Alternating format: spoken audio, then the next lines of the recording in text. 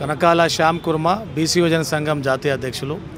గత 2 సంవత్సరాలుగా కులగన చేయాలి, బీసీలకి 42% రిజర్వేషన్ కల్పించాలని మేము ప్రతి గల్లీ గ్రామం నుంచి ఢిల్లీ వరకు పోరాటం చేసినాం.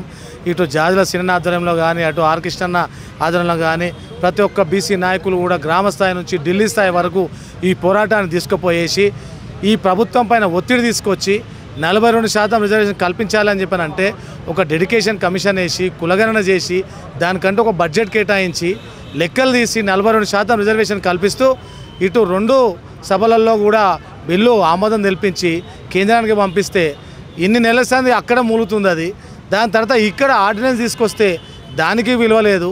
ఆఖరికి ఒక చట్టం తీసుకొచ్చి జీవో తీసుకొచ్చి ఆ జీవో ప్రకారంగా కూడా స్థానిక సంస్థల్లో 42% కల్పిద్దామని చెప్పేసి ముందుకు పోతుంటే వెనకడికి యజ్ఞం చేస్తుంటే రాక్షసులు అడ్డుపడ్డట్టు 42% ఇచ్చటానికి ఏం ప్రాబ్లం లేదు. కానీ ఈడబ్ల్యూఎస్ పేరు మీద ఆల్రెడీ 10% తీసుకుంటున్నటువంటి అనుభవిస్తున్నటువంటి అగ్రవర్ణాలలో ఉన్నటువంటి రాక్షస జాతి ఈ గోపాల్ రెడ్డి అనేటోడు మాధవరెడ్డి అనేటోళ్ళు ఈ 42% రిజర్వేషన్ ఎట్లా ఇస్తారని చెప్పేసి కోర్టుకు పోయి ఈరోజు బీసీల నోటికాడ కూడని లాక్కోవడం జరిగింది. దానికి కోర్టు కూడా స్టే విధించడము చాలా బాధాకరంగా అనిపిస్తుంది. అందుగురించే గల్లీ నుంచి ఢిల్లీ వరకు ఈ ఉద్యమాన్ని ఇంకా ఉధృతం చేయాలని చెప్పేసి ఇక్కడ రాష్ట్రంలో ఉన్నటువంటి సంఘాలన్నీ కూడా ఒక బీసీ జేఏసీగా ఏర్పడి ఈరోజు అమరవీరుల స్తూపం దగ్గర వాల్ పోస్టరు విడుదల చేయడం జరిగింది. ఈ ఉద్యమం ఇంతటితోనే ఆగదు. తెలంగాణ ఉద్యమం ఏ విధంగా అయితే ఆ స్థాయికి వెళ్ళిందో ఇది కూడా సామాజిక ఉద్యమం, బీసీ ఉద్యమం ఒకటి మిగిలిపోయింది.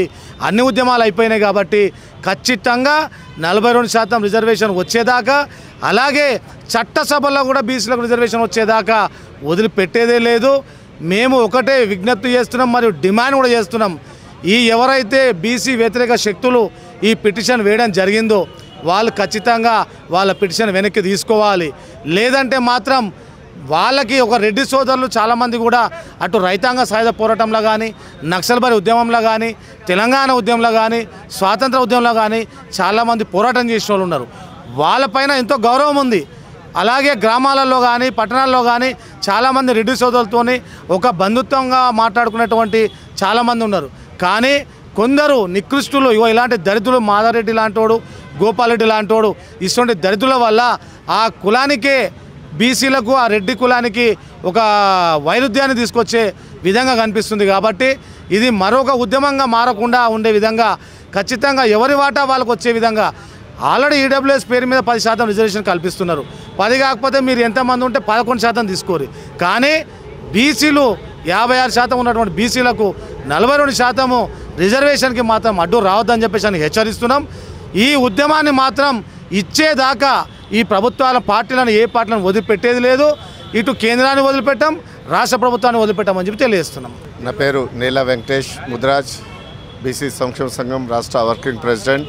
ఈరోజు జాతీయ బీసీ సంక్షేమ సంఘం అధ్యక్షులు, రాజ్యసభ సభ్యులు, BC JAC JAC chairman R Krishnaiah గారి నేతృత్వంలో 18వ తారీఖు నాడు రాష్ట్ర బంద్కు పిలుపునియడానికి బంద్ ఫర్ సోషల్ జస్టిస్ అనే నినాదంతో ఈరోజు అమరవీరుల స్తూపం దగ్గర అన్ని కుల సంఘాలు, బీసీ సంఘాలు, రాజకీయ సంఘాలు, అదేవిధంగా ప్రతి ఒక్క పార్టీలో కూడా మరి రావడం జరిగింది.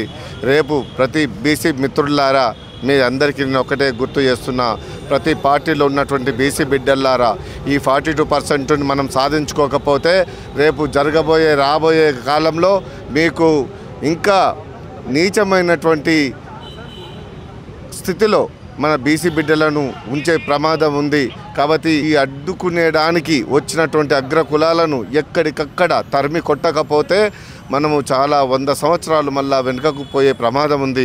ఈరోజు ఆర్ కృష్ణన్న గారి పోరాటాల ఉద్యమాల ఫలితంగా ఇలా ఒక తీవ్ర స్థాయికి చేరుకున్నటువంటి ఈ సుదీర్ఘ పోరాటం ఇలా 42% రిజర్వేషన్లను పార్టీలు నేనిస్తామని పోటీ పడి వస్తున్నటువంటి తరుణంలో మన ప్రతి పార్టీలో ఉన్నటువంటి బీసీ బిడ్డలకే రేపు ఈ 42% రిజర్వేషన్లు అయితే రేపు ఏ పార్టీలో ఉన్న వాళ్ళకు సీట్లు రావడానికి అవకాశం ఉంటుంది.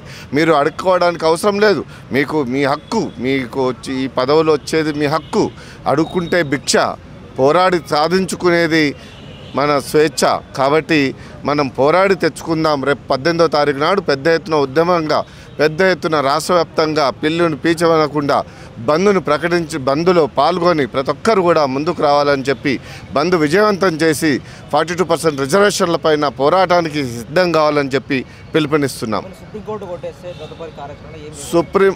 హైకోర్టు కొట్టేస్తే సుప్రీంకోర్టుకి వెళ్తాం. సుప్రీంకోర్టులో రాష్ట్ర ప్రభుత్వం గౌరవ రేవంత్ రెడ్డి గారు కూడా దానిపైన మరి జడ్జిలతోని ఒక మంచి డెలిగేట్ ఒక అడ్వకేట్లను పెట్టి అదేవిధంగా మా బీసీ సంఘాలు కూడా ఈరోజు అన్ని సంఘాలు భిన్నత్వంలో ఏకత్వంలాగా కలిసిపోయాం. మేము కూడా ఆర్ కృష్ణ నేతృత్వంలో పెద్ద మంచి గంటకు 5 లక్షలు కాదు 10 లక్షలు పెట్టైనా కానీ జడ్జిలతో వాదించడానికి మేము సిద్ధంగా ఉన్నాం. మేము పోరాడితే పోయేదేం లేదు బానిస సంఖ్యలు తప్ప. మాకు ఈరోజు మాకు ఒక జ్ఞానోదయం, మా హక్కులను మాకు భారత రాజ్యాంగ చట్టపరంగా హక్కులను తీర్చుకునే విధంగా అవకాశం కలిగింది కాబట్టి దీన్ని మేము వదిలిపెట్టే ప్రసక్తే లేదు. హైకోర్టు కాదు బ్రహ్మదేవుడితోనైనా కొట్లాడడానికి మేము సిద్ధంగా ఉన్నామని చెప్పి డిమాండ్ చేస్తున్నాం.